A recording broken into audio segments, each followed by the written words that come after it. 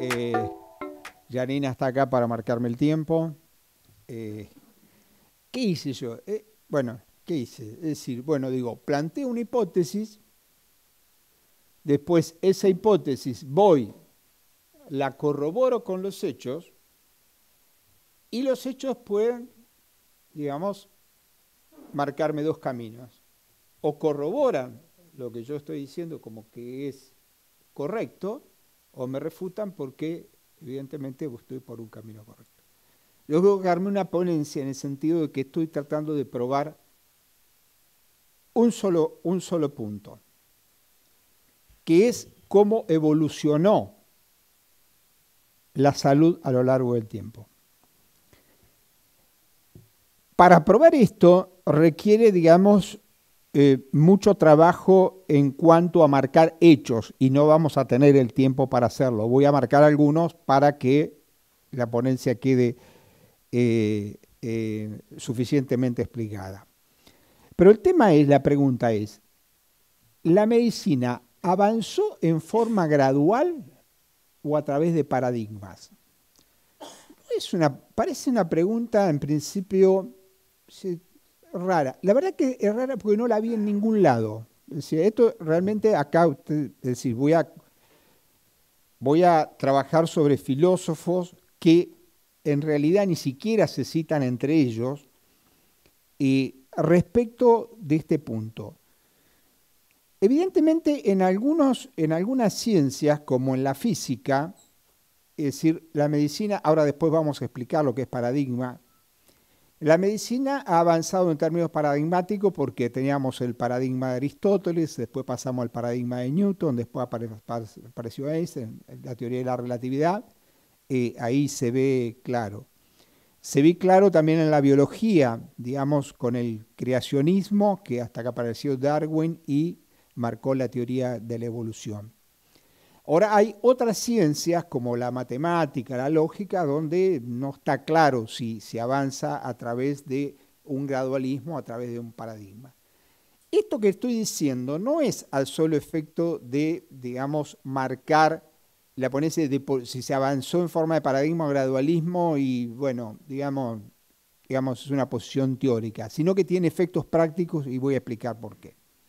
En primer lugar, Popper, a través de su planteo de conjetura y refutaciones, él construye la hipótesis, él va, la verifica y a partir de si eso se corrobora en la realidad, se refuta o se corrobora. Entonces él avanza en forma gradual.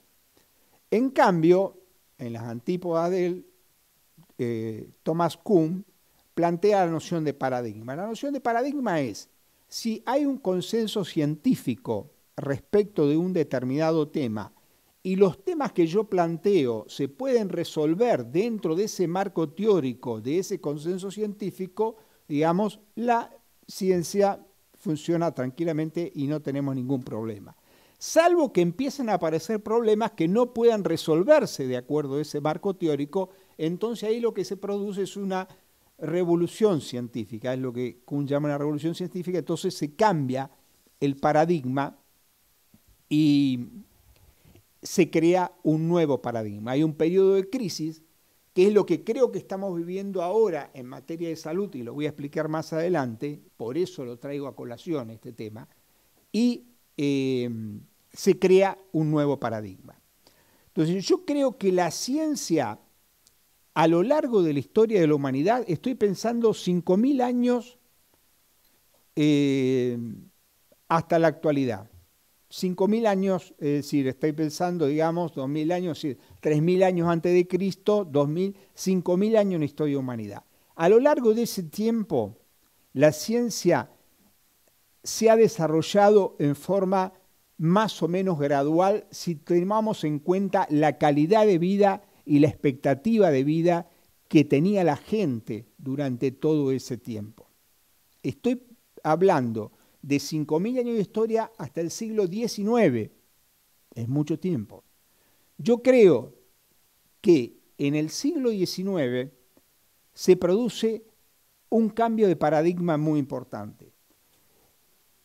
Entonces, el punto de inicio es este. La medicina avanzó en forma gradual. Y en el siglo XIX, esto, digamos, no está escrito en ningún lado ni nadie lo ha dicho, es algo que se me ha ocurrido a mí y bueno, hasta que no haya una idea mejor y me refute, seguirá vigente, que es un cambio de paradigma que produce un salto cuantitativo y cualitativo en materia de salud.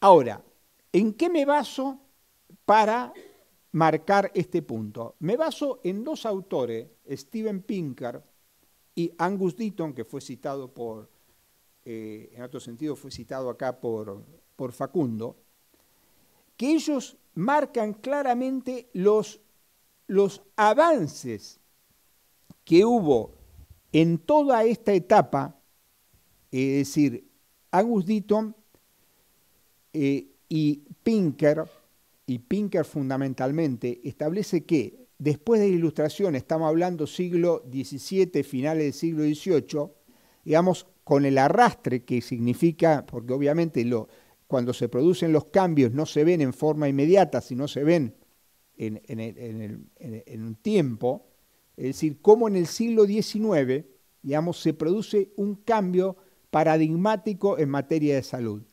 Y creo yo que más allá de que la salud podía ser un elemento racional especulativo en la época de Hipócrates, Galeno, Averroes, Maimónides, todos los que vinieron después, es decir, recién en el siglo XIX la salud pasa a ser una ciencia racional, una ciencia social y una ciencia humana, porque se pasa de la especulación al empirismo, a poder probar lo que se hace. Hasta ese momento no es que no querían hacerlo, no tenían los elementos ni la posibilidad para poder hacerlo. Entonces, en el siglo XIX hubo descubrimientos fundamentales. Se descubrió la teoría germinal de la enfermedad, Louis Pasteur, el bacilo que causa la tuberculosis de Koch, que es el bacilo de Koch, que todos lo conocemos así, la teoría celular, la anestesia, los antisépticos, cirugía de medición, la vacunación, que viene, bueno, sería interesante contarlo por qué se llama vacuna, es muy interesante el tema, porque se descubrió la vacuna de la viruela en ese momento. Los microscopios de alta calidad, los rayos X, la fisiología, con Bernard, que ya lo citó también Facundo, que es el padre de la fisiología, mejoras en higiene, alcantarillado, agua potable, la prevención de las enfermedades con campañas de vacunación contra la viruela y contra la rabia. Todo eso se hizo en el siglo XIX. Hasta ese momento la salud estaba básicamente centrada en cuestiones precientíficas. La salud eran cuestiones que tenían que ver con cuestiones precientíficas. No había conocimiento científico. Estaba guiada por la superstición y la magia. Falta de higiene, limitaciones tecnológicas, los sacrificios, se sacrificaban animales para querer curar. Es decir, se purificaba el agua bendita, se utilizaban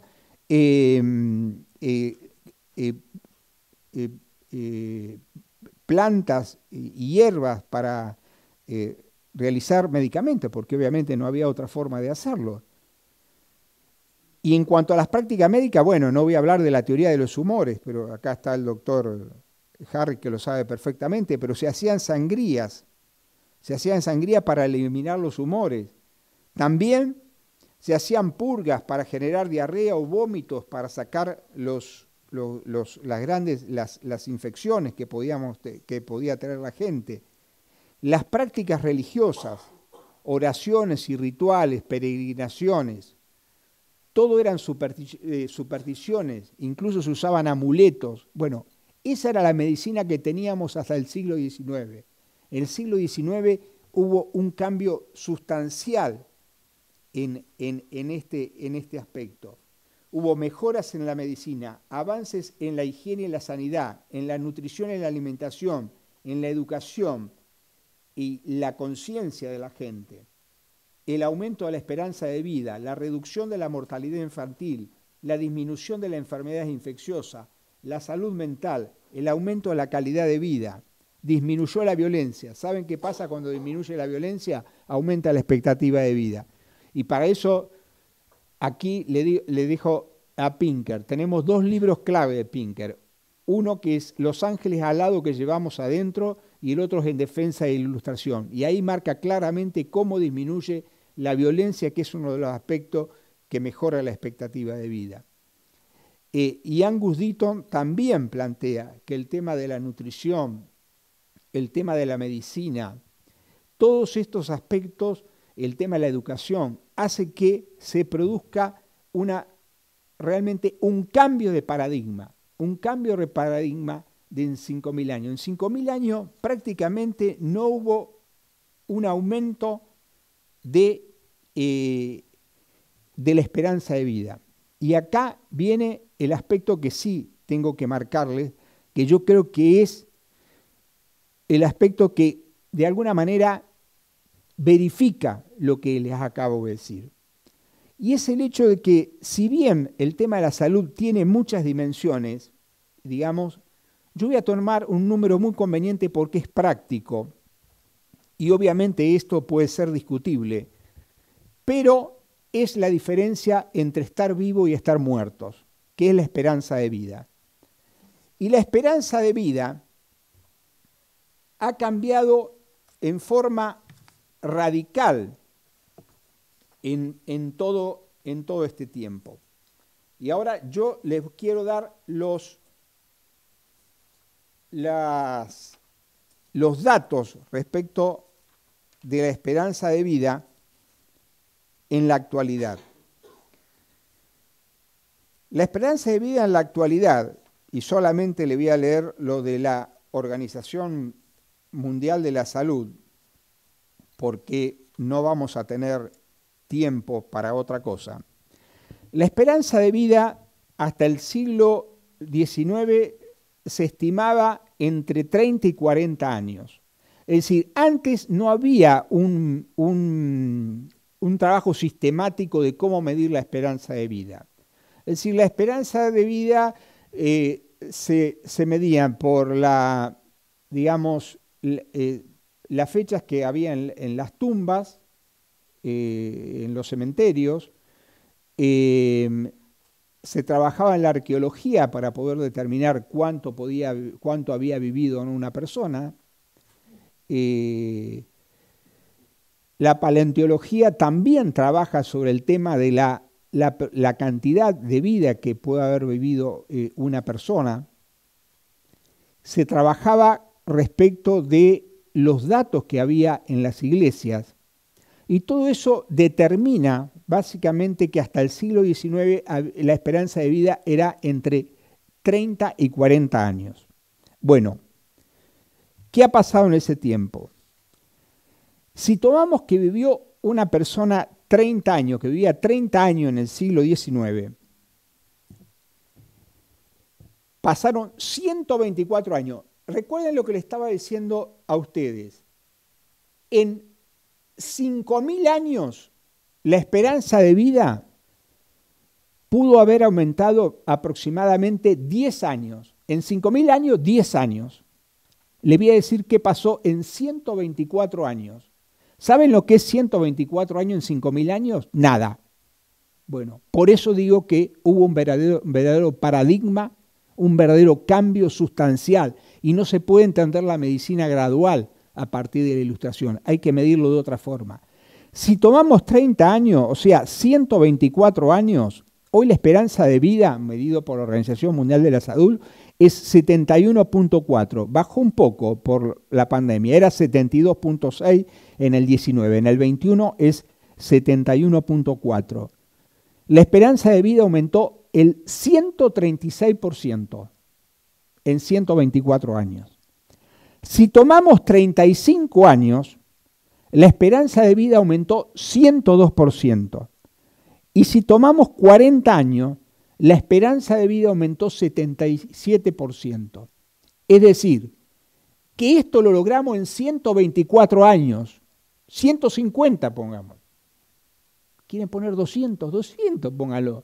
Le estoy hablando de 5.000 años de historia de la humanidad, donde la esperanza de vida, como mucho, y estoy hablando del hombre de las cavernas, que vivía 20 años, al siglo XIX, que algunos lo estiman en 30 años y otros lo estiman en 40. Le pregunté al decano de la Facultad de Medicina, no lo sabía. No se sabe exactamente bien, pero está entre 30 y 40 años. Ahí hay consenso científico de que más o menos esa es la fecha. Es decir, esa ventana de 30 a 40 años está. Deaton también establece, no lo voy a decir, en Estados Unidos, bueno, lo voy a leer, dice, la esperanza de vida en Estados Unidos aumentó de 47 años de 1900 a 77 años en el 2016, es decir, 30 años en un siglo, un poquito más. Bueno, la conclusión de esto es que debemos combinar ambos enfoques, el enfoque gradualista y el enfoque paradigmático. Se deben combinar, porque la ciencia también evoluciona a lo largo del tiempo. No es que desde Hipócrates hasta el Renacimiento no hubo avance en la medicina. Sí, hubo muchas universidades, hubo excelentes pensadores médicos que hicieron un avance muy importante en la medicina. Pero el avance se da en forma de un salto cuantitativo y cualitativo en el siglo XIX. Por eso, si bien se ha movido en términos graduales, en el siglo XIX generó un cambio de paradigma. Bien, digo esto. Entonces, es decir, estás haciendo historia, te contaste una historia, perfecto. ¿Qué aportamos esto? Bueno, nada, una idea. ¿Cuál es la idea? O sea, esta introducción que le acabo de hacer. Esta introducción que le acabo de hacer es por lo siguiente. Porque yo creo, y creo que la mayoría de los médicos creen, que estamos por la inteligencia artificial, por la medicina personalizada, por el avance en la mejora de los medicamentos, por el uso del ChatGPT, que yo no sabía los avances importantes. En Estados Unidos, los diagnósticos que hace el ChatGPT son mejor que los que hacen los médicos. Eso está homologado por Estados Unidos. Entonces, todo esto nos hace pensar que ahora, estamos viviendo un proceso de cambio hacia una nueva medicina, que es la medicina de la inteligencia artificial. Entonces, todo lo que le dije es para decirle esto. Estamos viviendo un proceso de cambio con la medicina de la inteligencia artificial. Entonces, ¿qué significa esto? Y esto nos genera dilemas éticos, dilemas políticos, dilemas sociales, dilemas jurídicos. Es decir, yo le puedo, para ser rápido, o sea, voy a tratar de leerlo esto. Por ejemplo, dilemas políticos. ¿Quién la regulará y cómo se garantizará la seguridad y eficacia? ¿Cómo se garantizará el acceso equitativo para todos los sectores de la población? ¿Cómo se protegerá la información médica y personal de los pacientes? ¿No generará cambios en materia jurídica? Esto yo estuve mirando, los planteos jurídicos, lo que hay escrito a nivel mundial. La UNESCO escribió algo, la Comunidad Económica Europea, y el desorden que hay en materia regulatoria en todos los países del primer mundo es un desastre. Y si ven los 3 proyectos que hay en la Argentina sobre este tema, se caen desmayados. Son patéticos. Es decir, no sabemos qué hacer sobre este tema. No estamos sabiendo qué hacer y estamos viviendo y lo tenemos que resolver ahora. Este es el punto. Tenemos dilemas culturales. ¿Cómo se garantizará que sea culturalmente sensible y se respete la diversidad? ¿Cómo se integrarán las tradiciones y las creencias culturales con la toma de decisiones médicas de la inteligencia artificial? ¿Cómo se fomentará la comunicación efectiva entre paciente, médico y los sistemas de inteligencia artificial? Los dilemas sociales. ¿Cómo se aborda la brecha de desigualdad que va a haber, que ya existe en este tema? Y este es otro punto que me olvidé de plantearlo porque no tuve tiempo. ¿Cuál es el papel de los médicos y los profesionales de la salud? Dilemas éticos. ¿Cómo se garantizará la autonomía de los pacientes? ¿Cuál es la responsabilidad en caso de errores causados por la inteligencia artificial? ¿Dejará de ser importante el componente humano y afectivo? Y acá quiero marcar lo que me había olvidado de decir. También hay otro aspecto que yo no planteo, porque yo quiero plantear y quiero probar este aspecto únicamente. Pero sé que hacia adentro del sistema de salud hay una brecha de desigualdad, de inequidad enorme, que como decimos nosotros, en general dentro del sistema, el código postal vale mucho más que el código genético, porque depende de qué clase social sos, dónde naciste, etcétera, es, digamos, tu esperanza de vida. No es la misma la esperanza de vida de ustedes que viven en Capital Federal que en una comunidad huichi, que vive en Formosa, en Chaco, que no tienen ni agua potable, no tienen absolutamente ningún servicio, digamos, lo que se llama determinantes sociales de la salud, no tienen absolutamente nada. Y voy redondeando, como dicen. Entonces, todo esto nos genera un nuevo paradigma en materia de salud. Este nuevo paradigma nos interpela en un doble sentido a la filosofía de la salud. En primer lugar, hacernos cargo de que tenemos un tema que resolver ahora. La ciencia no lo está resolviendo. La ciencia médica, la ciencia de la salud. Yo creo que acá es donde viene la filosofía. Y una de esas cosas que tiene que hacer es terminar con esa brecha entre ricos y pobres y democratizar la inteligencia artificial. Porque si no vamos por el mismo sentido, con esa brecha, ya la marcó Piketty, bueno, no quiero hablar sobre ese tema, pero está marcada, hay una brecha enorme que cada vez va aumentando más entre los ricos y los pobres. Y el sustento material tiene que ver con la calidad de vida y con la esperanza de vida. Entonces tenemos que resolver eso. Tenemos que generar un paradigma inclusivo y equilibrado. Entonces creo que muchos tenemos para trabajar en filosofía de la salud.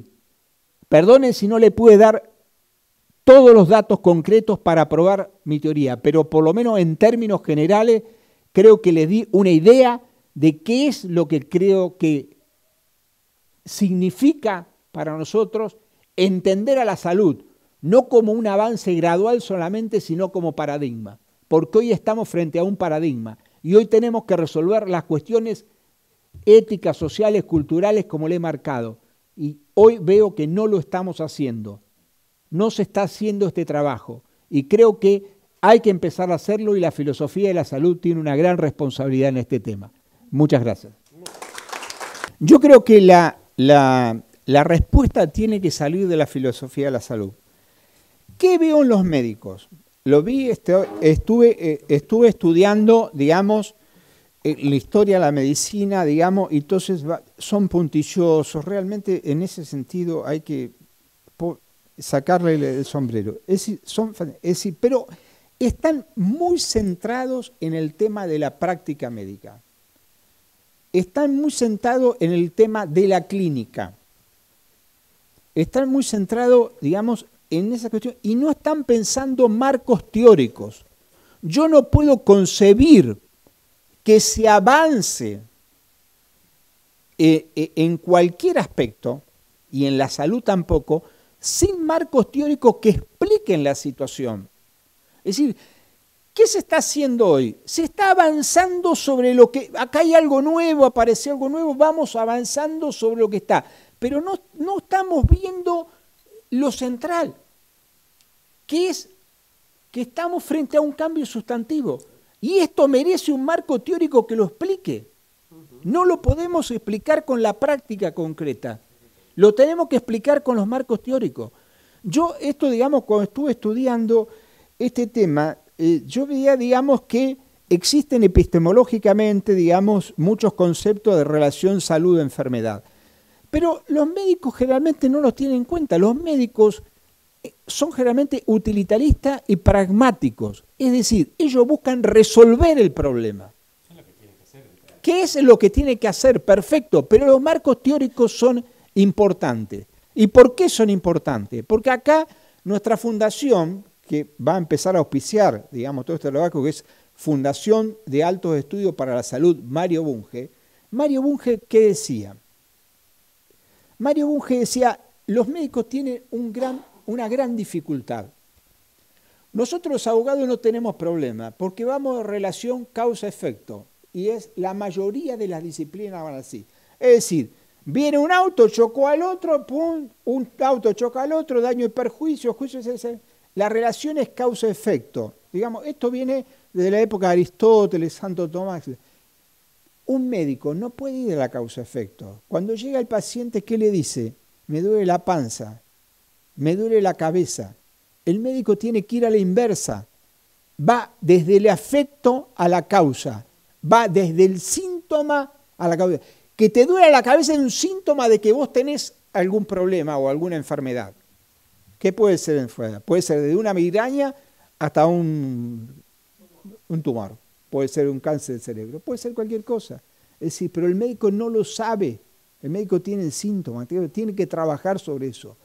Yo creo que es imprescindible que nosotros empecemos a trabajar sobre estos marcos teóricos ya desde la disciplina en las mismas facultades. Creo que en las facultades tendría que haber una materia de grado, que estudiara el tema de la filosofía de la salud. Yo tengo un hijo que también es médico y me habla sobre la práctica, casos, me plantea casos. Es decir, no alcanza con el empirismo. Tenemos que crear un marco hipotético deductivo que nos dé una visión global de la problemática que estamos teniendo. Y esa problemática que estamos teniendo, hoy veo que excede a los médicos. Hoy veo que excede a la ciencia de la salud porque no está dando respuesta. Por eso estoy apelando a que la filosofía de la salud empiece a dar respuesta a estos temas. Hoy no tenemos... ¿Se puede regular? Esta es una primera pregunta, ya que es filosofía. ¿Se puede regular la inteligencia artificial? ¿Qué es lo que se puede hacer? Y en caso que se pueda hacer algo, ¿se está haciendo algo? Bueno, yo estuve mirando la legislación. Es un desastre, no se está haciendo nada. Estados Unidos, que es un país bastante más o menos organizado, ellos tienen sistema, digamos, en cada estado pueden tener su propia legislación. Bueno, tienen un desastre porque tienen una fragmentación, tipo como el que tenemos nosotros en salud, bueno, tiene una fragmentación en materia de regulación de inteligencia artificial que es terrible. Y en materia federal, o sea, nacional, no hay absolutamente nada.